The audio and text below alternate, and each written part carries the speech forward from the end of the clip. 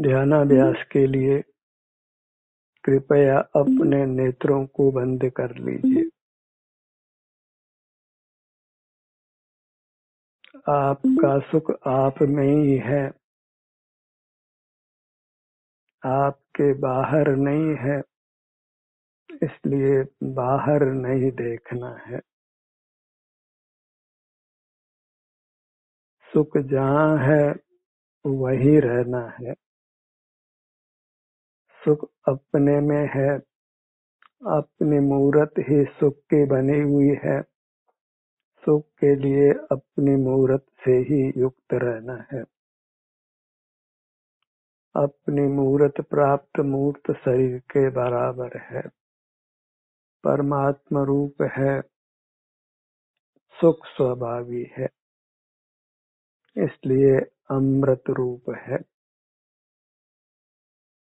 इसी का संवेदन कर हम अमर हो सकते हैं, जन्म मरण की परंपरा को नष्ट कर सकते हैं। प्रगट ही हम मूर्त शरीर से बंधे हुए हैं। कार्मण शरीर और दारिक शरीर और तेजस शरीर, इन तीन शरीरों का दृढ़ बंधन है। जब तक ये बंधन है तब तक नियम से दुख है। ये मूर्त शरीर विनाशिक है, इसके विनाश के साथ हमारा भी भाव मरण होता है, पुनर्जन्म लेना होता है। इस प्रकार जन्म मरण की प्रक्रिया से हम अनादि से संसार में नाना दुख भोग रहे हैं। हमें इन तीन शरीरों से मुक्त होना है। तो जहाँ ये तीन शरीर हैं वहीं अपने ध्यान को लाइए, वहीं अपना अमूर्त शरीर है। इन्हीं की संधि में अपने ध्यान को रोकिए तो यह संधि टूट जानी है, और इस संधि के टूट जाने पर हमारा सुख रूप प्रकट होगा और अनंत काल बना रहेगा। हमारा कर्तव्य इतना ही है कि हम अपने को सुखी करें, उसके लिए मूर्त के बंधन से अपने को मुक्त करें। जहाँ बंधन है वही अपने ध्यान को जोड़ना है, उससे वह बंधन टूटता है और हमारा सुख स्वभाव व्यक्त होता है। लोक में भी धातुएं अशुद्ध ही जमीन से निकलती हैं, उनको जहाँ मिलावट है वही ताप दिया जाता है, तो वह मिलावट पृथक हो जाती है और वह धातु शुद्ध प्रकट हो जाती है। और हमारा ताप वह स्वसंवेदन है। अपना ध्यान अपनी ओर लाकर अपनी अवस्था को भोगना, उससे मूर्त की संधि टूटती है। और जब अपना ही संवेदन करते हैं तो सहज ही इंद्रियों का निग्रह होता है, इंद्रिय ज्ञान का निरोध होता है, मन की कोलाहल मिट जाती है, मन इंद्रिय पर विजय होती है। कुछ स्मरण भी पर पदार्थों का नहीं करते हैं। इस प्रकार हम मति ज्ञान और शुद्ध ज्ञान दोनों को मर्यादा में लाते हैं। अपने सन्मुख रहकर अपने अतीन्द्रिय सुख को भोगते हैं।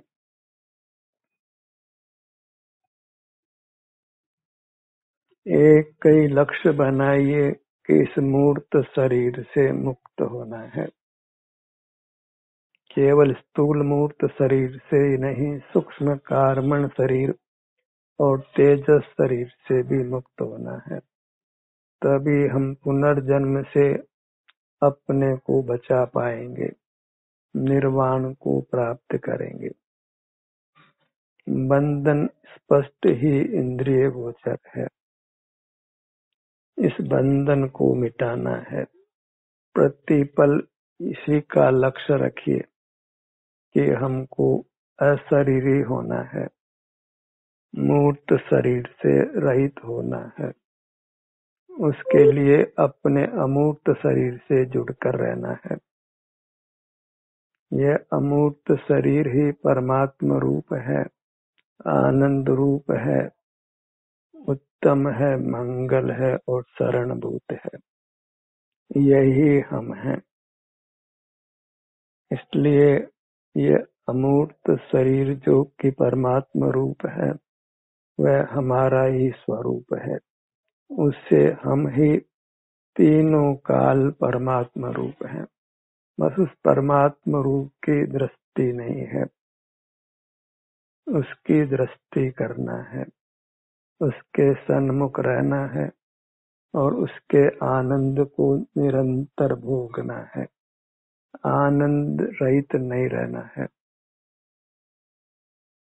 अपना मुख अपनी ओर रखना है, अपने अमूर्त शरीर की ओर रखना है। फिर आनंद ही आनंद है। मूर्त पदार्थों का लक्ष्य नहीं होने से फिर रागादिक दोषों की उत्पत्ति नहीं होती, विकल्पों की उत्पत्ति नहीं होती। तत्क्षण हम वीतराग ही होते हैं, परमात्मा समान ही होते हैं। और जब परमात्मा समान होते हैं तो साक्षात परमात्मा भी हो जाना है। एक ही ददक चाहिए, चाह चाहिए, एक ही भावना चाहिए कि हमने अपने अमूर्त स्वरूप को प्रकट करना है।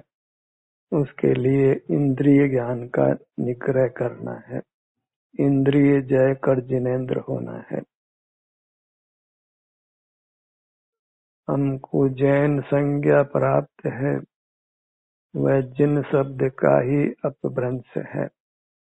जो इंद्रियों को जीतने का प्रयत्न करते हैं, इंद्रिय ज्ञान का निग्रह करने का प्रयत्न करते हैं, वे जैन कहलाते हैं और वे ही फिर जिनेंद्र परमात्मा होते हैं।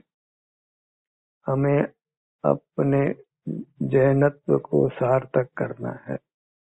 प्रतिक्षण इंद्रिय ज्ञान का निरोध करने का, इंद्रिय जय करने का प्रयत्न करना है। नेत्र बंद कर अपने अमूर्त स्वरूप का संवेदन करते हुए रहना है। अपनी दृष्टि को सिर से पैरों तक जितना हमारा विस्तार है, हमारा स्वरूप है, उससे सतत युक्त रहना है। अब संसार में रहना नहीं है, जन्म मरण करते नहीं रहना है, मूर्त के बंधन में नहीं रहना है। अपने परमात्मा रूप को प्रकट कर अनंत काल सुख से रहना है। अन्य कोई प्रयोजन नहीं है, अन्य कोई चाह नहीं है, अन्य कोई लक्ष्य नहीं है। एक ही लक्ष्य के परमात्मा होना है, मूर्त शरीर से रहित होना है, अपना ही संवेदन करते हुए रहना है। बाहर मूर्त पदार्थ ही ज्ञात होते हैं जो किंचित भी सुख स्वभावी नहीं है। उनके लक्ष्य से कदाचित विषय सुख होता है, वह तब भी जब हमारा स्वास्थ्य ठीक होता है, तो हम अपने स्वास्थ्य का सुख ही भोगते हैं और भ्रम से ऐसा मान लेते हैं कि सुख मूर्त पदार्थों का है। मूर्त पदार्थ सुख स्वभावी नहीं होने से उनसे किंचित भी सुख नहीं हो सकता है, और कदाचित सुख भी होता तो दूसरों के सुख को नहीं भोगा जा सकता है। सब जीव अपने सुख दुख का ही संवेदन करते हैं। दूसरे जीवों का सुख दुख कदापि हमको अनुभव में नहीं आ सकता है, क्योंकि सर्व ही जीव स्व संवेद्य है, स्वयं का ही सुख दुख का अनुभव होता है। तो बाहर से किसी पदार्थ से चेतन हो कि अचेतन हो, सुख पाना संभव नहीं है। सुख अपने से ही मिलना है। तो फिर अपने से ही युक्त रहना है। रात दिन अपने से ही युक्त रहकर हमें शीघ्र से शीघ्र परमात्मा पद को पा लेना है। मूर्त शरीर के संग नहीं रहना है। और जिस भाव में ये जीव परमात्मा बनता है, उस भाव में यह आयु पूरी होते समय औदारिक शरीर परम औदारिक हो जाता है, सप्त धातुओं से रहित हो जाता है और आयु पूरी होने पर बिजली की चमक की तरह गायब हो जाता है। सप्त धातु वाले शरीर के बंधन से वह पूरी तरह इस जन्म में ही मुक्त हो जाता है। हमें इस प्रकार इस औदारिक शरीर से, सप्त धातु वाले शरीर से मुक्त होना है। अपने अमूर्त रूप को प्रकट करना है, जो केवल सुख रूप है। बाहर के किसी पदार्थ को जानने देखने का कोई उत्तम फल नहीं है, अनुत्तम फल ही है, क्योंकि मूर्त पदार्थ ही जानने में आते हैं और वे किंचित भी सुख स्वभावी नहीं है। उनके लक्ष्य से वैश्विक सुख दुख होता है, उसी से राग द्वेष की परंपरा होकर कर्म का संचय होता है और अपने सन्मुख रहते हैं तो हमें वीतराग ही होते हैं। कर्मों का बंधन नहीं होता और पूर्वबद्ध कर्म भी नाश को प्राप्त होता है। निज में ही विहार करना है। सिर से पैरों तक इतना ही हमारा परमात्मा रूप है, जिसके सुख को हमने सतत भोगना है। इस सुख से च्युत नहीं रहना है, इस सुख को वृथा नहीं गंवाना है। प्रतिपल अपने अतीन्द्रिय सुख को भोगना है, दुखी नहीं रहना है। अंतर में ही विहार करते हुए रहना है। सिर से पैरों तक अपना हर भाग, हर अंग, हर उपांग, हर आत्म प्रदेश सुख का बना हुआ है। किसी भी भाग से युक्त होंगे तो हमको सुख का ही अनुभव होगा। एक सूत भी सुख हमसे दूर नहीं है और अपने से परे किंचित भी सुख नहीं है। अपने में पूरा सुख है और बाहर किंचित भी सुख नहीं है, तो फिर बहिर्मुख नहीं रहना है, सतत अंतर्मुख ही रहना है। अपनी दृष्टि को अपने सिर से पैरों तक ही कायम रखना है। दृढ़ता से अपनी मूरत को पकड़ कर रखना है। प्राण जाए तो भी इसको छोड़ना नहीं है, तो निर्वाण को ही पाना है। मृतम कत्वा तत्व को त्वलीसन, मरण भी हो तो इस तत्व को छोड़ना नहीं है। अपने आत्म तत्व को, जो प्राप्त मूर्त शरीर के बराबर है, जिसको आभ्यंतर अमूर्त शरीर संज्ञा है, जो हमारा स्वरूप है, उसी को दृढ़ता से पकड़ कर रखना है। निरंतर इसका संवेदन करते हुए रहना है। तो फिर कर्म हमारे साथ बंद कर नहीं रह सकता है। जब हम अपने में ही निवास करते हैं तो कर्म हमारे भीतर निवास नहीं कर सकता है। एक म्यान में दो तलवारें नहीं आ सकती है। जब हम अपने में आते हैं तो कर्म यहाँ नहीं रह सकता है, और जब अपने से बहिर्मुख होते हैं तो फिर कर्म यहाँ स्थित रहता है। कर्म रहता है तो वह हमारे सुख के घात में निमित्त होता है। तो हमें कर्म की संधि को मिटाना है। इस कर्म की संधि के स्थान से ही निरंतर जुड़ के रहना है। प्रमाद में नहीं रहना है।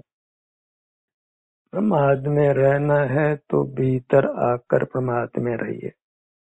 अपने भीतर आकर विश्राम करिए। जहाँ इंद्रियों को विश्राम है, मन को विश्राम है, मस्तिष्क को विश्राम है और परम आनंद का भोग है। क्योंकि अनादि से हम बहिर्मुख रहे हैं, इसलिए वृत्ति पुनः पुनः बाहर आएगी। लौट लौट कर अपने सन्मुख हो जाना है। कर्म का संबंध होने से पूरी मूर्त का भी एक साथ संवेदन नहीं होता है। अंतर्दृष्टि करते हैं तो अपना ध्यान अपने किसी भाग पर ही होता है। संपूर्ण मूर्त का एक साथ संवेदन नहीं होता। मोक्ष मार्ग में हम अपने असर्वोपदेशों से ही अपना संवेदन कर पाते हैं और उसी से सकल कर्मों का बंधन मिटकर हम संपूर्ण अपनी अमूर्त काया का संवेदन एक साथ करते हैं। वह परमात्म दशा है।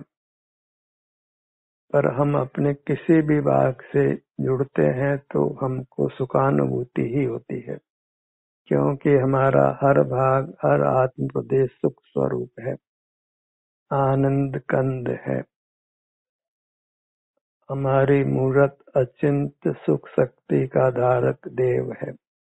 सुख स्वभाव होने से ही हमको देवत्व संज्ञा है, दिव्यता है।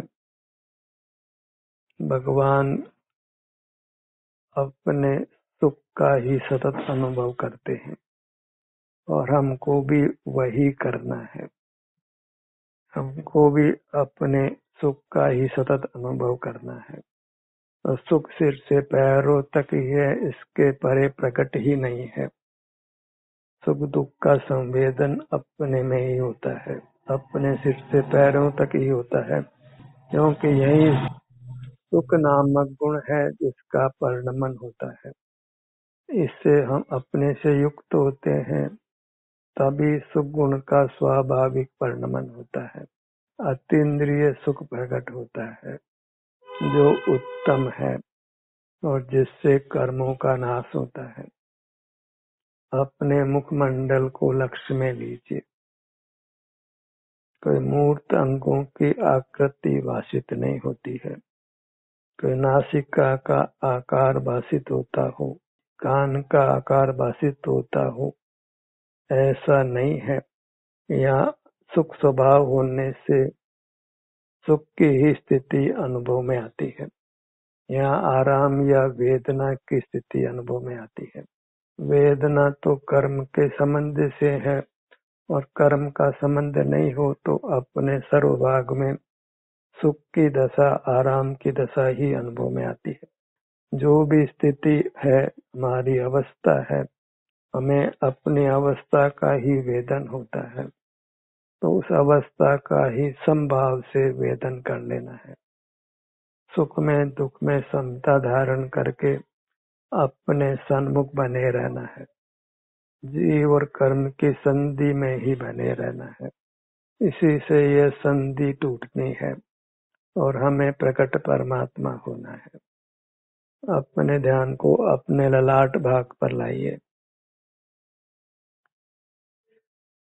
इसमें कोई इंद्रियों की सहायता नहीं है, मन की सहायता भी नहीं है, मस्तिष्क की सहायता भी नहीं है, प्रकाश आदि की सहायता भी नहीं, क्योंकि हमारी मूर्त प्रत्यक्ष स्व संवेदन करने है।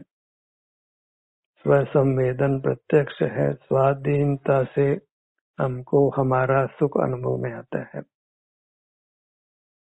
गुरु मध्य पर आइए, किसी भी भाग पर आइए, हर भाग सुख स्वभावी होने से आपको अतीन्द्रिय सुख का ही अनुभव होने वाला है और उससे कर्मों का नाश ही होने वाला है।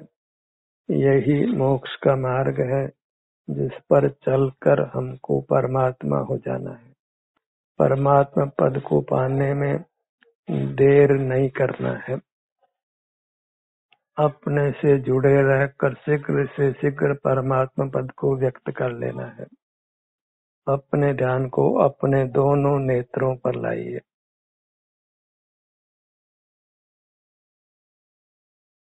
और ये काम आपको ही करना है। ये काम आपके लिए कोई नौकर चाकर मित्र परिजन नहीं कर सकते। अपना मोक्ष आपने ही करना है। जो मुक्त हो गए हैं वे भी करने वाले नहीं हैं। अन्य जो मोक्ष मार्ग में चल रहे हैं वे भी आपका अनुभव नहीं कर सकते हैं। आपका मोक्ष मार्ग आपने ही तय करना है, तो पर के भरोसे नहीं रहना है। जब काम हमको ही करना है तो करना प्रारंभ कर दीजिए, और करना इतना ही है कि अपना मुख अपनी ओर करना है, स्वमुखी होना है, अंतर्मुखी होना है, अपने ही पर्याय का वेदन करना है। अपने ध्यान को अपने दोनों कानों के भाग पर लाइए। हर भाग हमारे संवेदन गोचर होता है। बाल गोपाल सबको ये आरूपी भगवान आत्मा अंतर्दृष्टि से अनुभव में आता है, फिर भी बहिर्मुख रहकर वे उसका अनुभव नहीं करते हैं और अपने सुख से च्युत रहते हुए संसार में रुलते हैं। हमको अब संसार में नहीं रुलना है, अपने से च्युत नहीं रहना है, बहिर्मुखी नहीं रहना है। अपने ध्यान को अपनी नासिका भाग पर लाइए। मुखमंडल के मध्य भाग पर आइए। अपना छोटे से छोटा भाग भी सुख स्वभावी है, सुख को ही देता है, उत्तम सुख ही देता है। हमें निराकुलता ही होती है, हम सुख का ही अनुभव करते हैं, हमें अच्छा ही लगता है। अपने ध्यान को अपने दोनों होठों के भाग पर लाइए। हर भाग में जो भी संवेदना है उसको प्रीति से भोगना है, क्योंकि ये अपना भोगना है, पर को तो हम भोग ही नहीं सकते।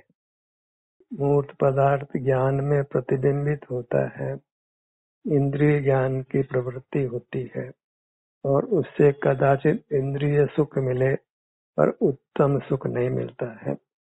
इसलिए ऐसे इंद्रिय ज्ञान से बस करना है, इंद्रिय जय करना है। पदार्थ प्रतिबिंबित भले ही हो पर प्राप्त नहीं होते हैं। जैसे दर्पण में पदार्थ झलकते हैं पर वे प्राप्त नहीं होते हैं। दर्पण का ही वह रूप होता है और उससे दर्पण का मूल स्वरूप ही लुप्त होता है। ऐसा लगता है कि मानो दर्पण नहीं हो, पदार्थ ही हो। ऐसे ही बहिर्मुख रहते हैं तो पदार्थ ही भाषित होते हैं, अपनी मूरत भाषित नहीं होती है। तो हम अपनी मूरत को जो परमात्म रूप है उसको खो देते हैं, उसके सुख से अपने को वंचित करते हैं और वह हमारे हित में नहीं है। अपने ध्यान को मुख के भीतर तालु भाग पर लाइए। हर भाग आनंद का कंद है, सुख का असीम सागर है। हम वृथा ही बहिर्मुख रहकर इस असीम सुख सागर से दूर रहते हैं, अपने ही उत्तम सुख से वंचित रहते हैं। अपने ध्यान को अपने सीने के भाग पर लाइए। हर भाग हमें संवेदन गोचर होता है। हम ये नहीं कह सकते कि हमको हमारा अनुभव नहीं होता है। अनुभव तो होता है पर हम अपनी ओर मुख करते ही नहीं हैं, बहिर्मुख ही रहते हैं तो अपने सुख से वंचित रहते हैं। एक बालक भी उससे पूछा जाए कि उसके कान कहाँ हैं, सिर कहाँ है, आंखें कहाँ है, तो वह तत्काल ही बताने में सक्षम है। हमने भी अपनी आंखों को कहाँ देखा है, कानों को कहाँ देखा है, पर वे सब हमारे अनुभव में आते हैं। ये अपना अमूर्त शरीर, उसका हर अंग उपांग सुख स्वभावी होने से उसका संवेदन होता है। ये आत्मा अनुभव में नहीं आता है, ये बात बिल्कुल नहीं है। अनुभव में तो साक्षात प्रत्यक्ष ही आता है, पर बहिर्मुख रहकर हम अनुभव नहीं करते हैं। स्वयं ही अपने स्वरूप से च्युत रहते हैं, सुख से च्युत रहते हैं, अन्य कोई कारण नहीं है। हृदय स्थान पर आइए,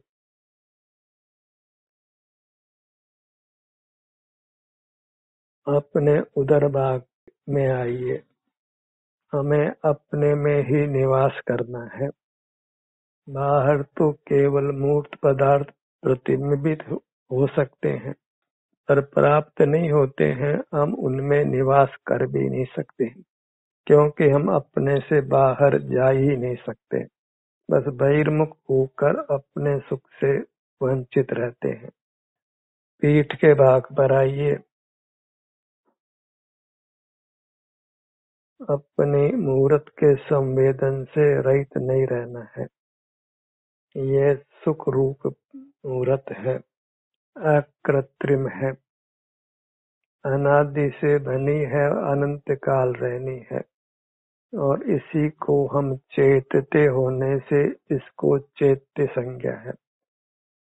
चेतना अर्थात अनुभव करना, जिसका अनुभव किया जाए उसको चेत्य संज्ञा है। तो अपनी मूर्त जो अमूर्त है, सिर से पैरों तक है, यह अकृत्रिम चेत्य है। ये परमात्मा की वास्तविक प्रतिमा है, जो चेतन है, सुख स्वभावी है और परमात्मा रूप है। इसी की भक्ति में रहना है, और ये भक्ति स्वसंवेदन रूप है। अभेद भक्ति है, अभिन्न सुख का साधन है। भिन्न साधन पराधीन होने से सुख के कारण नहीं होते हैं। अपने ध्यान को अपनी दोनों भुजाओं पर लाइए। दोनों हथेलियां,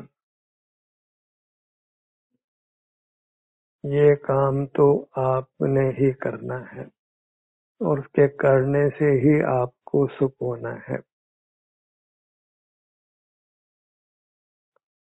दोनों पैर, चरण युगल, दोनों पगतलियां, इस प्रकार पगतलियों से सिर तक अपनी मूर्त को पहचानिए। इस पहचान से आपको शांति का अनुभव होगा। अपनी चिन्ह मूर्त की रुचि होगी, और उस रुचि के होने पर वृत्ति सहज ही फिर अंतरोन्मुख होगी, और फिर आप सहज ही अल्पकाल में परमात्मा होंगे। तो इस कार्य को हमने रुचि पूर्वक सतत करना है। सुख से वंचित नहीं रहना है, परमात्मा पद से वंचित नहीं रहना है। मूर्त शरीर को ग्रहण करना, त्याग करना, ऐसा जन्म मरण करना नहीं है। निर्वाण को पाना है। ध्यान का सत्र ही समाप्त होता है।